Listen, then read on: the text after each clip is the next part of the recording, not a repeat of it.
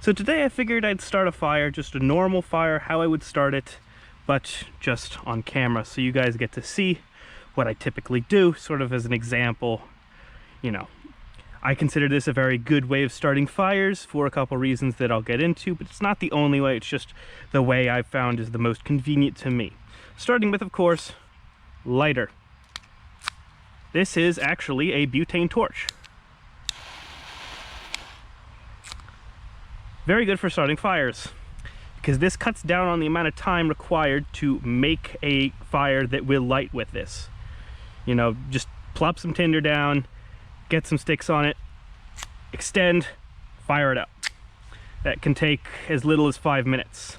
If you want to spend an hour of your precious time in a survival situation trying to light something with a flint and steel, if that's all you got, you know, in my opinion, bring something like this. It's possible to make fire in plenty of ways. This is the easiest one.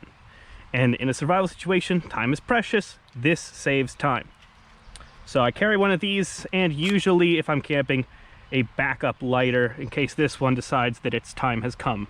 Because, I mean, the striker on this could go out. Let's get this fire started. All right.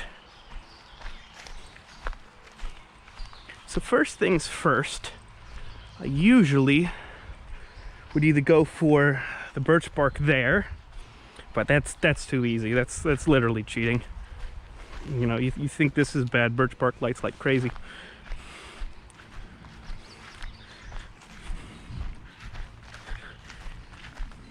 I mean, if I really had to use something in a pinch, birch bark, if I knew I had it, I would use that, but sometimes you can't rely on that. It burns too good to be something you would want to use all the time. It gets a little cushy. But I mean, you know, if you're in an actual survival situation, you should use whatever's the best, and that would be the best.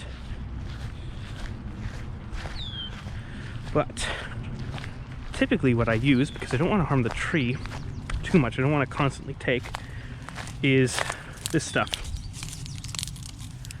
Common reed. Up, tick. Get out of here.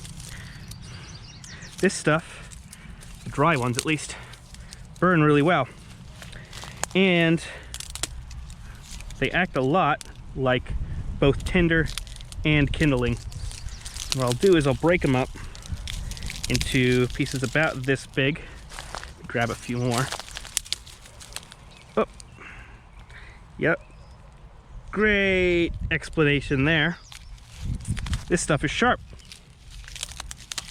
That one just pinched skin.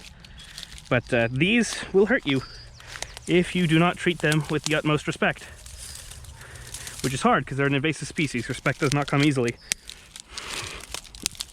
But they make for good fire starting implements, so once you get like a fistful, I'll get a little bit more, because I mean, it's not like I'm going to run out of the stuff, and if I do, that's an achievement, and a good one at that. Yeah, break it up like this. Still has these. Usually I'll break these off because these make the best for actually getting the fire lit. Get this in like a bundle right here, and then what I typically do with this stuff is I'll press down on it. Again, you have to be really careful because it is sharp, but I like to bust it up a little bit. Makes it burn better. Usually I do this on the way back. Typically what I'll do is I'll hold it like this and I'll press down with the pads of my fingers, if you can see that. Press down the pads of my fingers until the actual circular reeds are busted open. They form a lot of sort of very fibrous material that's quite good for burning. Gets lit really quickly. But yeah, as for why I like using this, it's more analogous. It's a good sort of kindling and tinder, but it's more analogous to stuff that's more commonly available. When it comes to the birch tree, you can't rely on that always being there. I can typically rely on this always being there, because if it's not, I messed up. But I am in less control of... You're in control of what you bring, you're not in control of what's around. So this I'll place right in here, usually in this sort of shape, because once you give it a little height, it burns a lot better. Ground is a little wet, so I'll put these right in here, and this will sort of form the tinder bed. And let's move some stuff around a bit, just so some of the lighter stuff is in the path of the flame. Got to be careful because you don't want to mess things up too much. That's the other thing that's nice with this stuff, is that it naturally forms a bit of the start to a teepee, so that's kind of nice. Next, onto the fuel. Could use that stuff, but it's probably still too green, and I mean, when are you gonna have split wood in a survival situation? I typically don't even use that to start fires anyway. Sometimes I'll use it as fuel, but that's more like for if I was cooking. Let's see. Find something that burns decent. Vortex, get out of here. This hickory would be nice if it wasn't alive.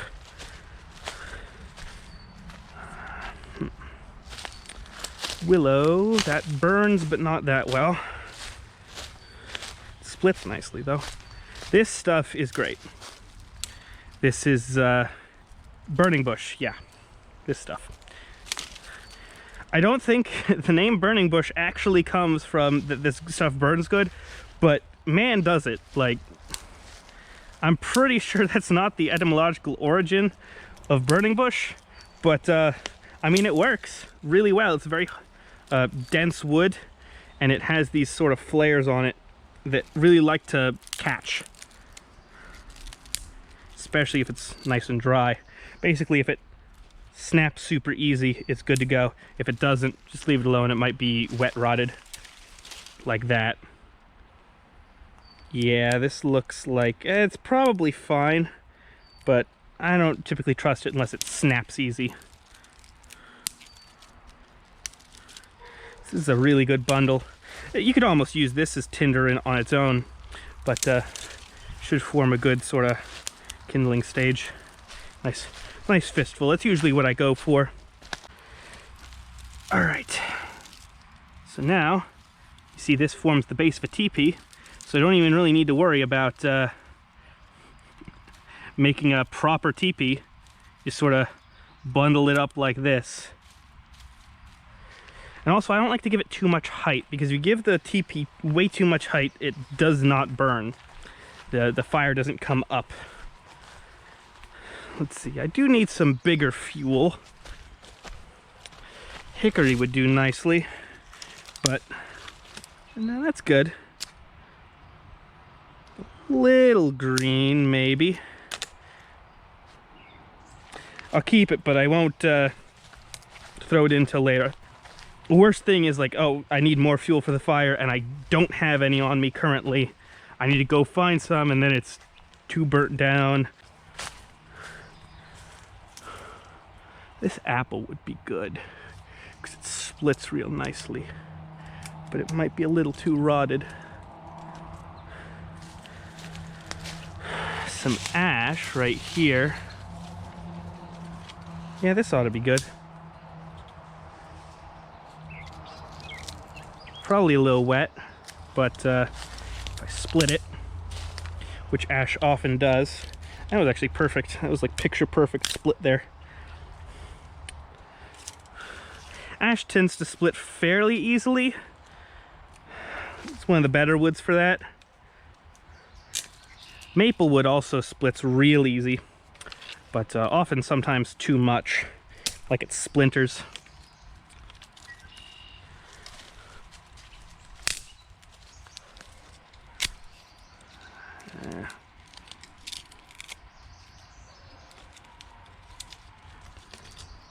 That'll be good for now. Now let's see if I can get another good split. Come on. Ease on it. Easy. Easy does it. There we go.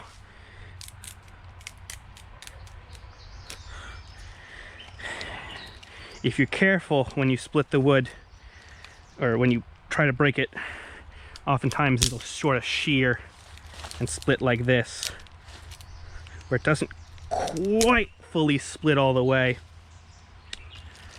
And this makes the best fire starter. Is this wood too green though? Hold on. It looks fine. Plus, most of the stuff that's on the ground is on the ground because it died to emerald ash borer, which tends to dry it out quite a bit. All right, here's some good pieces of fuel. Now the ones that are the most sort of split, I'm gonna try and sort of split them up even more and lay these on.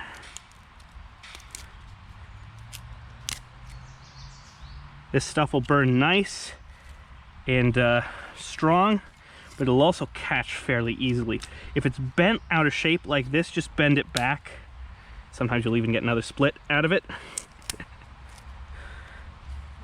But just bend it back, because if it's too out of whack, it's gonna mess up some stuff. It's not gonna lay quite nicely on everything.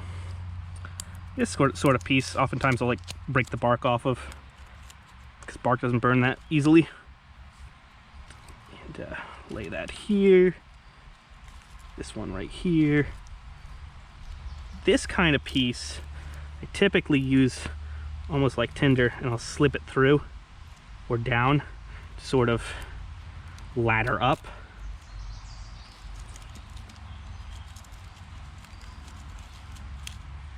Probably could have started this fire a while ago. It would have been fine, but it's always good practice to sort of over-engineer your fire. Now, to light it up, best thing about one of these tools is you can get right in there. This thing's a little finicky, so it might not light up right away. Come on. There we go. And I always like some kind of TP form, like some concentration of the fuel, because the fire does naturally sort of climb up into it. So yeah, starts real easy. Don't even have to do anything. Just sit back and relax. Helps that there's not much wind, but if it were windy, I wouldn't go with a direct TP. I'd go with a sort of like a cross between a lean-to and a TP.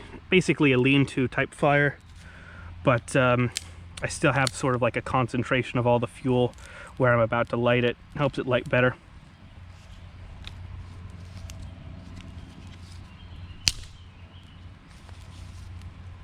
There's the typical way I like to start my fires. You'll notice I didn't even have to hold the lighter there for very long. It just lit up real easy.